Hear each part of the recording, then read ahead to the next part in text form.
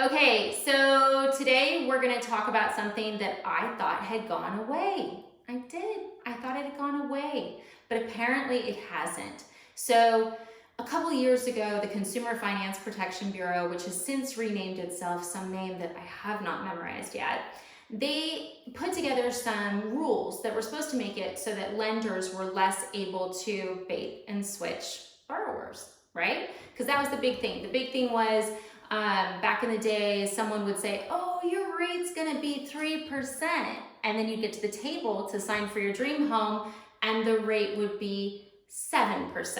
What are you supposed to do? You're at the table. And that is one of the reasons we now have a disclosure that goes out 3 days before closing that shows the terms of your loan. So you know that when you sit down at the table, what the rate and everything else is gonna be. So I felt like I hadn't been seeing people do a lot of bait and switch. However, it's come to my attention that perhaps I wasn't paying attention. So let me tell you how the con works. I had a gal call me just last week and the realtor had referred her to me. She was in a 30-day escrow, which means she was supposed to close the loan in 30 days. And she was on day 23. Pretty close to the finish line, right? Well, so on day 23, her lender told her, oh, I'm so sorry. That 30-year fixed rate that we had quoted you, we can't get you. We're gonna have to do an ARM, an adjustable rate mortgage, at a much higher rate with a higher cost. Yeah. Wow. Wow, right? Okay, so how could she have protected herself? There's not always a way to 100% protect yourself. I'm gonna say that, like just pause and say that. But here's how she got hosed, okay? First of all, wrong lender, okay? And really you wanna make sure you're vetting these lenders up front. To make sure that they have your best interest at heart. But at the same point, like a salesperson's a salesperson, you could easily get tricked. The biggest thing that I would recommend, and I strongly believe this, is that you should consider locking your interest rate very early in the transaction. So the number one thing I talk about with my clients when they get in contract is, okay, this is where rates are today. Do you want to lock? No? Okay. Okay, if you don't want to lock, that's fine. I will give you rates every single day. However, you need to understand that there is market volatility at play. A rate that I quote you yesterday may not be good today or tomorrow. So if we're not locking the rate, then it's a gamble, right? Now, in this instance, the lender never had the conversation with the borrower. She had gotten disclosures, 30-year fixed at 4.125.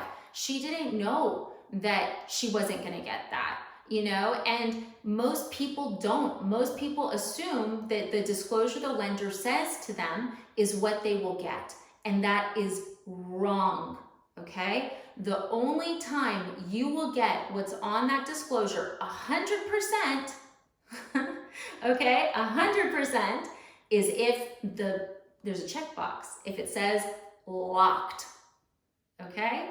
If that checkbox says floating, that means good luck, right? You're not locked. So basically that number on the piece of paper, it's trash. It's trash. It doesn't mean anything. So in this case, the lender took advantage of the fact that she was a first-time home buyer, didn't talk to her about, hey, when we should lock, let's talk about the market, let's talk about rates, which is a very important question. If you're working with a lender that is not talking to you about the market, that is not talking to you about a locking strategy, you are working with the wrong lender.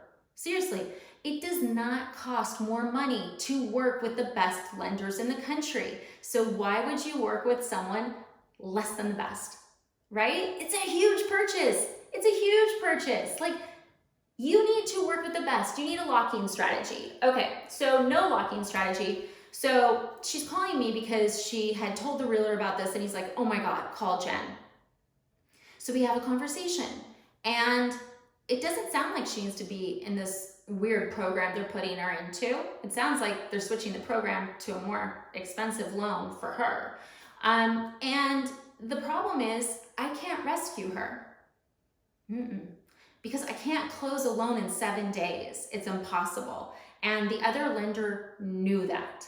And that is why they timed their news as such. At that point, the buyer has 2 options, 3 options. 1, cancel the escrow, don't buy the house. 2, change the lender and hope that the seller will extend escrow so that you have enough time to close the loan. Or 3, close with the lender. Okay? Now, in this case, it would have been great if the seller had wanted to extend escrow, but we knew who the listing agent was, and there was no way in the world they would extend the escrow, because beyond all this fun, the lender had told the buyer to release their contingencies. Yes, so even though they were not locked, they told the buyer to release their contingencies, which basically means the buyer is handcuffed. Handcuffed. So the gal had 2 decisions then. Does she go with the lender who's clearly taking advantage of her, or does she not buy the house? That is not a fair position to be in. And in this case, she really wanted the house. So she got stuck with the bait and switch. So how to avoid this? Number 1, if your rate is floating, your rate means nothing. Do not be attached to it.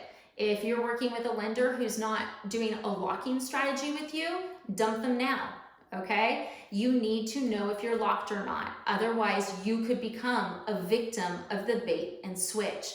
And the way that scam works is everything's really great and perfect and hunky-dory right till the end, right until they know that there's not enough time for another lender to step in and save the day. That is when suddenly your rate changes and your fees change. If you're locked, they can't do this. If you're not locked, they can. Yeah. That's the one thing that the CFPB didn't really take into account. And in fairness, what could they do? Rates do fluctuate. Sometimes we see them fluctuate a lot. And if someone wants to gamble the market, that's their right.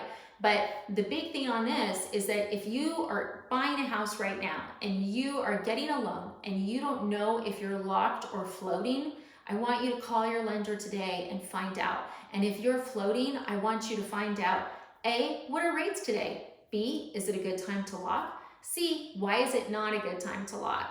Okay, it's an important conversation to have. And I don't want you to be shy about talking to your lender about it, even if you feel like you know nothing. If you know nothing, it's okay. It's our job as lenders to educate you so that you're part of the decision-making process. So I hope this has been helpful. If it saves one more person from a bait and switch, I have done my job. If you ever have questions or anything, feel free to reach out. Thanks.